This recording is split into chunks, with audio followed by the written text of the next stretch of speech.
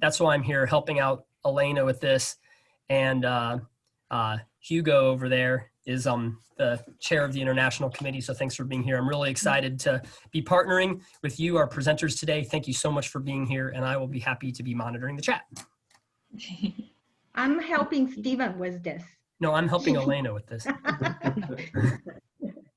Yeah, just to introduce myself, I'm Hugo Izaguirre. I'm the chair of the International Committee. Nice to see you all. Nice to meet you. Nice to meet you. Originally from Peru. Sung-Shin, it's good to see you again. Yes, yes, you remember me? Good. Yes, yes. Is the dissertation finished? Ah, It's hi. Tony. Hi. Hi, Mr. Daniel Mortensen. This is Sung-Shin from South Korea. Hello. Nice to meet you again. Good to see you. Nice to see you, Tony. Hello, how are you? Great, great. I like the photo on your wall. Looks like. That's the UP, the Upper Peninsula of Michigan. Oh, very nice. Oh, are you Tony? Yeah, Yes. how are you? Is your dissertation finished? No, I'm still PhD candidate in educational technology. I'm writing it now. That's exciting. Mm-hmm, mm-hmm. Okay. How are you, Tony? I'm doing well. How are you? Yeah, I'm fine. In Korea, it's about that's great. My video. Mm-hmm. Okay. Oh, it's Russell, 1 a.m. We're, oh Yes. my goodness, I forgot. Thank you for doing this. Russell, do you want to tell us when to start, or would you like me to? I've begun recording, so yeah, we're good to get started. Okay, perfect. Hello, everyone. Welcome. My name is Elena Z, and I am helping to host the International Economic Education session, and just really thrilled to have 3 fabulous international economic educators to share with us about economic education in their countries. And each will have 8 minutes to share about their country. I will be keeping the time, and feel free to chat in the chat box here. We probably won't have much time left for Q&A, but the session is recorded, so we will share your questions, comments with the presenters after today, and to get back with you. So without further ado, Ms. Lee, would you like to start? Yes, yes. Okay. Okay. First of all, I'm really happy. I would like to express my gratitude to Elena for hosting and arranging this international session. Today, I plan to share with you some economic education programs and methods that my colleagues and I have focused on over the past 5 years to help Korean K-12 students as well as adults enhance their economic competencies in a complicated economic environment. Okay. Let me introduce a little bit about KDI and its economic education affiliate EIEC. Then I'm going to focus on our economic education activities. Okay. Okay. KDI is an economic research institution funded by the Korean government. It was established in 1971 and have contributed to Korea's rapid economic development with its policy researches. as society changes, KDI's interests are more and more widespread. For example, as an affiliate of KDI, Economic Information and Education Center owns a division specialized in economic education. Over the past 5 years, my colleagues and I have focused on the effective instructional methods that are suitable for economics and as well as personal finance, with an instructor-driven traditional pedagogy. There have been limitations to attract students who aren't any interested in economics. Let me show a graph.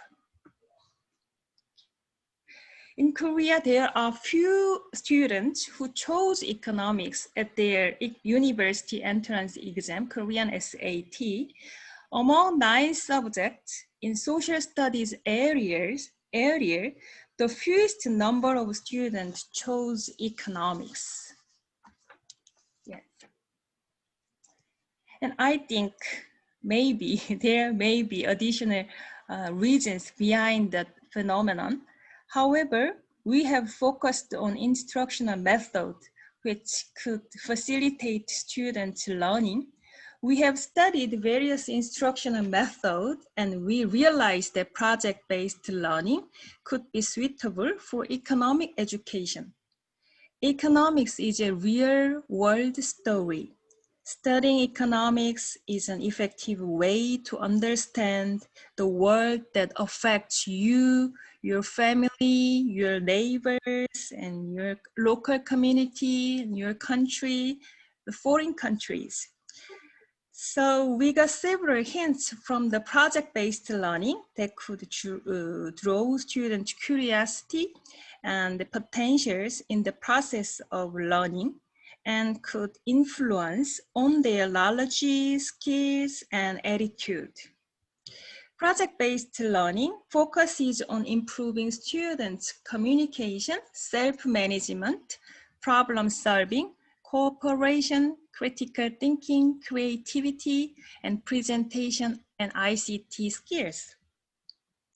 In the project-based learning, students do not unilaterally receive instruction from teachers, but perform activities to solve problems related to their real life.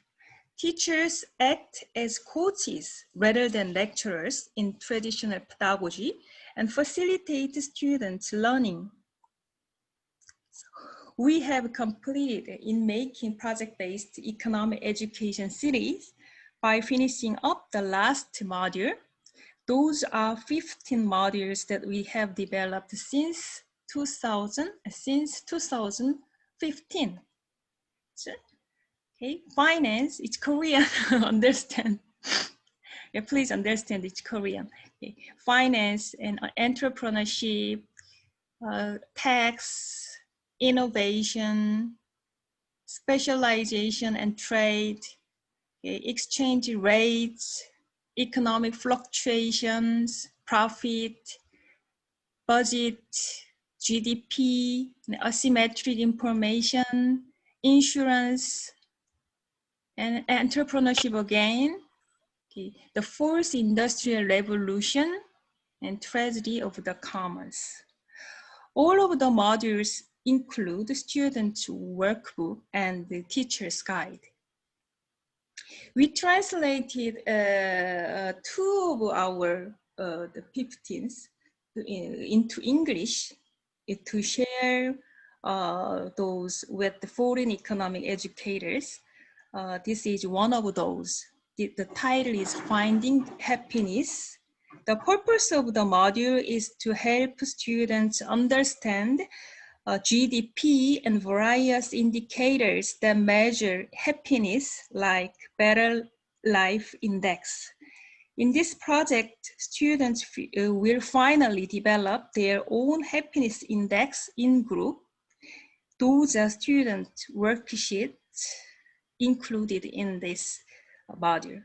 If you are interested in the module, let me know. I'm going to send you the files. Okay, yes.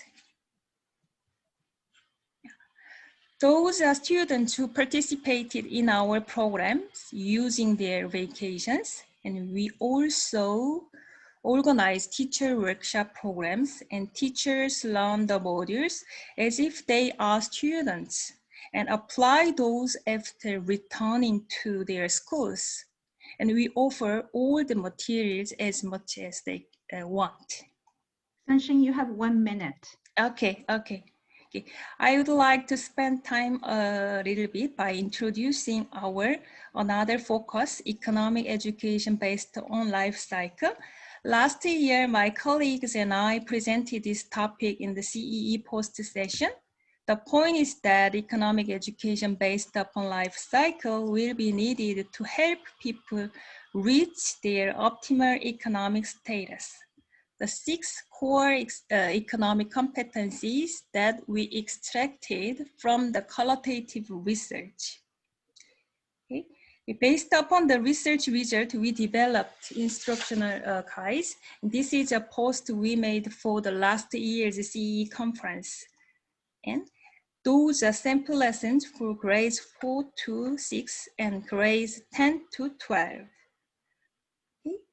And finally, those are books for adults like early adulthood, middle adulthood, and late adulthood. Okay, that's all my presentations. Thank you so much for listening to me. Perfect. Thank you so much. This is excellent, Sunshine. And we will make your presentation available to everyone. There's a lot of interest. So the next presenter is Professor Panu. Please feel free, from Finland, Vasa University. And Panu, great. Okay, thank you, Elena, and really happy to be here, even though I'm thousands of miles away. So I'm going to talk with you a bit about the financial literacy education in Finnish schools. Let me see. Right. So you see now the second slide, right? Yeah. On PISA financial literacy, I hope. Yes. Yes. Good. So, so as you may know, Finland has been doing relatively well in the PISA assessments by the OECD, the educational assessment of the various domains of literacy. For financial literacy, Finland actually participated for the first time in 2018, and actually, as many of you probably know, the results were released in May this year. And also in this, perhaps not surprisingly, Finland was actually doing quite well. So it was actually on the second position after our southern neighbors, Estonia, to tie with Canada. However, I mean, in Finland, there's always the funny discussion that when I go abroad, people have a very high opinion about the Finnish educational systems. When you are inside, people are much more critical, and certainly so about the financial literacy. So I'm talking a bit how it's arranged in Finland, and economics and financial literacy. I mean, they tend to go together, and as subjects, these are relatively recent. So in lower mandatory or lower secondary schools, which are still part of the 9-year mandatory schooling system, they have been present since early 2000s. So I would say about 20 years. In primary schools, it was introduced only like 4 years ago. In primary schools, it's very much actually financial literacy focused economics. About household decisions, consumptions, employment, and other type of basic financial literacy. These are then repeated in the lower secondary school, but it's gradually broadened. So it also includes kind of more traditional economics issues like economic policy, foreign trade, and so on. And one of the important things is that there's actually no such discipline as economics, but it's kind of scattered in various subjects, mostly in social sciences, also some in home economics and math. Home economics meaning, well, cooking. I mean, that's a popular image, what students do, cooking. But actually financial literacy is part of that, apart from other households maintenance skills. Then about the teacher education. So one of the drawbacks in the Finnish economics financial literacy education is that that actually teachers don't actually have much econ classes. Actually, one of the things in the Finnish educational system is that the teachers, generally speaking, they are very well educated. I mean, even the primary school teachers and actually even the pre-primary school teachers, they have they have masters in education typically, but they haven't taken any econ coursework. So now, when 4 years ago financial literacy was introduced, actually many teachers lack the skills to teach it. I mean, in the sense that they haven't actually in their teacher education faced that. In secondary schools, so most of economics is in social sciences, and there usually the teachers have history as their major. So they might have some background in economics, but usually very limited. There is some continuing education available, but I think there should be much more in Finland. So we don't have as advanced system like you have in the US with these state level centers of economic education. I'm sorry to say, so I'm kind of admiring your system. About the economics education, then in the universities. So I mean, so like I'm providing, so I'm an economics professor. So it's usually provided in business schools. So for instance, I'm employed by business schools, but business schools in Finland, they're something different than they are in the US. So it's primarily not MBA education, but it's actually undergraduate education. In some of the European countries, actually secondary school teachers in economics are actually trained in economics, but this is not the case in Finland, and certainly not. And sometimes there is a discussion whether economics should be actually an independent discipline in the schools, and that would probably mean that they would have to major economics. But as an economics professor, I actually see that would be a major overhaul of the system, because now we primarily train economists for the businesses and of course for the public administration and economic policy, but certainly not for the schools. Of course, it would be possible, but it would be very, very different and would actually require a lot of changes. What I see as perhaps the biggest problem in economics and also financial literacy education in Finland, that so I was really happy to see in the previous presentation about Korea this kind of very methodical approach how to teach economics.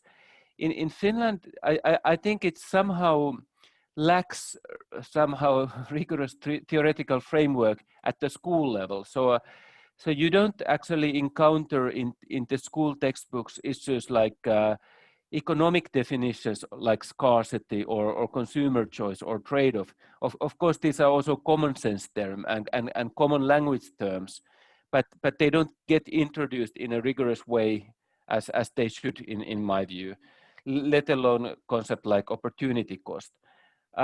So I would summarize it by saying that economics taught in the secondary schools and certainly in primary schools is somewhat detached from the way that actually economists understand economics thinking. And as I see it as an economist, I think this is one of the major issues to be somehow fixed in the Finnish system.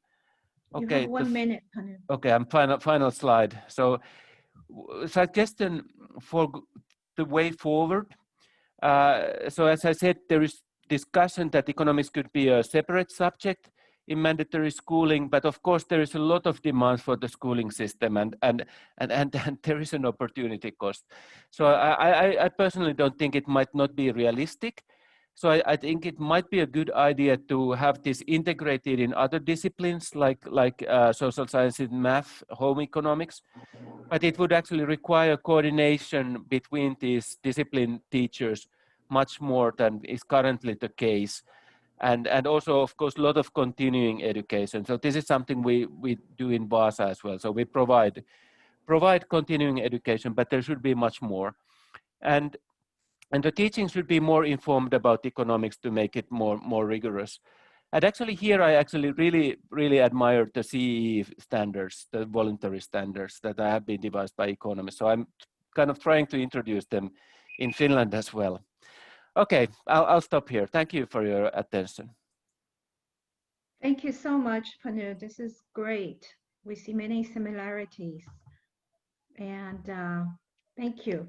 Professor Graciela from Uruguay will be the next, our final presenter.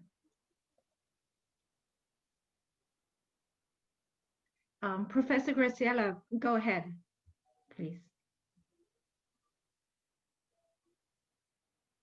You're muted.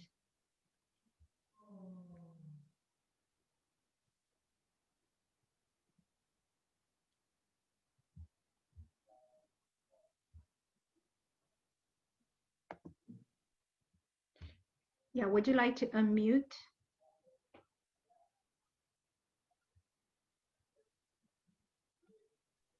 Hello? Yes. Yes? Great. I'm sorry.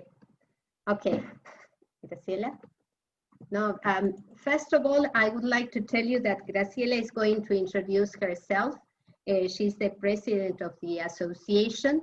And afterwards, as her English is not so fluent, there is a recording of the work we are doing here in Uruguay with the two main projects that we are having. Yes, Graciela? Hi, my name is Graciela Pereira. I'm the president of the AEE, Association for Economic Education in Uruguay. Nowadays, I'm retired and devote all my time to the association. I was a teacher of economics in public and private school for more than 20 years. And then I was a national supervisor of economics in Uruguay for 10 years more. During those years, I was responsible for curriculum and teacher development. This made me aware of the needs of the teachers in different parts of the country. While I was a supervisor, I got a NCEE scholarship, and that opened great possibilities and change in the way we taught economics in our country. Then I retired and I founded the AEE, and here we are working for the teaching and learning of economics. Thank you. Association of Economics Educators Conference, to Elena C., President and CEO of the Arizona Council on Economic Education. It is an honor to be sharing our experience with you and colleagues from different parts of the world. Uruguay is a small country between two huge ones, Brazil and Argentina, with a population of 3.5 million, with great coasts and marvelous beaches. That is why more than 2.5 million live by the coast. The rest of the country is mainly for agriculture and cattle breeding. As Graciela said, she founded the association with a group of teachers of economics. But now the association has not only teachers, but economists, accountants, psychologists, psychopedagogists, and different professionals that are related to the teaching and learning of economics and financial education. We work with different institutions, the Ministry of Education, Central Bank of Uruguay, State Insurance Bank, Bank of Uruguay, the Association of Private Banks, and the entities authorized by law to manage pensions funds. Our mission, of course, is to train educators, to promote sustainable economic and financial literacy in the whole country, using highly effective activity-based methodology. How we can do that? Well, mainly through courses. We prepare courses according to the needs of the different regions of the country that we travel. We talk to teachers, to primary and middle school principals, and also to the leaders in the community, and we prepare the courses according to what they want or they need. We also give lectures and workshops in the school community. Sometimes we are lucky enough to get grants from the USA Embassy in Uruguay, and we can bring specialists. For instance, some years ago, John Brock came to Uruguay, and we organized different seminars in different provinces in the country. We also prepare materials, right? We have a teacher's guide of economics that is a great resource for anyone who wants to work with economics and financial concepts. In the guide, there are activities explained step by step, and they are very easy to follow. The association understands economic and financial education as an indispensable tool in the education of every individual. Try to promote WICWIT's knowledge and skills that allow children, adolescents, and adults to face different financial situations successfully. Every year we prepare a fair where students play a highly active role. The acquisition of knowledge, the development of skills, and the establishment of work habits are our main goals. In the interactive economy and financial fair, students visit different corners or stands, and they perform activities according to their cognitive and pedagogical level. And they learn concepts such as saving, means of payment, market, stock market, inflation, and many others. Starting from a concrete situation instead of the traditional, theoretical, and abstract model, we can see improvements in students' ability to retain knowledge as well as the opportunity to develop complex competencies such as critical thinking, communication, collaboration, or problem solving. We learned this active methodology in the National Council of Economic Education and Scholarship some years ago. We have been working for some years so far methodology, and what is just observed with the use of it are the development of critical thinking and creative skills, the improvement of problem-solving abilities, how students' motivation increased. As a result of the health emergency, we have generated virtual inputs that allow a high effective way to continue with our educational objectives. Now we are working with rural schools. Through the use of videos and technology, we explore the concept of how economic work with a circular flow diagram. Both the economic agents and the productive factors will allow students to understand the functions of production and of a closed economy. In this way, through a simulation, the economic agents are seen, the resources exchanged in markets, and they see how the monetary flow closes. Everything in a cycling learning process composed of different stages, starting with asking questions and acquiring knowledge that in turn leads to more questions in a growing complexity cycle.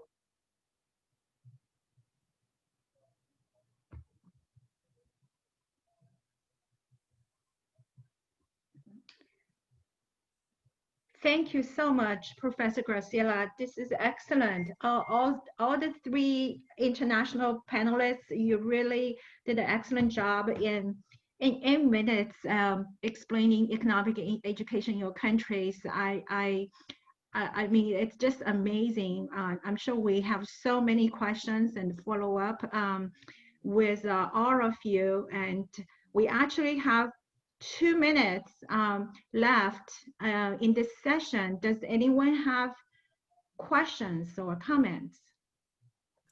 I have a question for Sungshin. Did you say, or did I miss, or can you tell me why the number of people taking economics majors went down so much? Why? And you are muted. Can you hear me? Yes. Okay, you mean at the Korean SAT? Yes. There are so many reasons. I think so many reasons behind the phenomenon, but in Korea, economic education is not popular in school. And so normally social studies teachers teach economics, but you know, social studies teachers deal with economics, politics, social and culture like this. So they are not specialized in economic education and they can't focus on economics.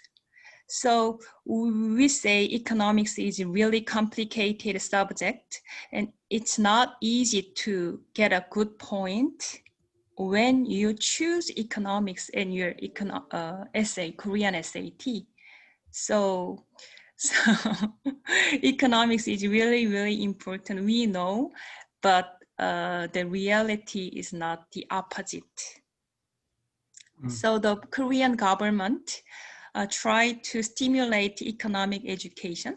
So as part of Korean government, we KDI developed activity-based economic modules like project-based learning or something like that. And we distribute the materials to school teachers, and we organize teacher workshop to disseminate the materials like this. Thank you. Thank you. There is a question from Mike Raymer. Any of you the three panelists interested in hosting an international study tour to your country? Yeah, absolutely. I mean, would love to talk about that. Yeah, you're most welcome. John Brock was talking to us last year because we were thinking of bringing people to Uruguay. But after now, with this reality that we are living and this type of life that we are having, everything was suspended.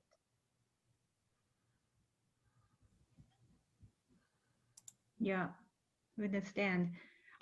Well, it's good to know that there is interest that you are opening the doors to international visitors when ready. So thank you all so much for this extremely effective presentation. And let's give all the panelists a round of applause. And thank you so much. We hope to see you in person next time. Yeah. Thank you.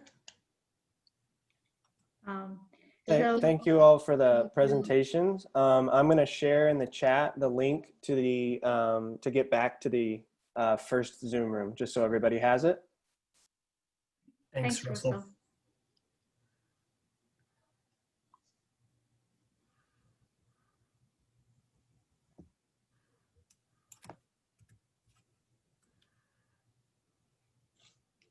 The next one is the business meeting at the other Zoom session, starting at 12:50.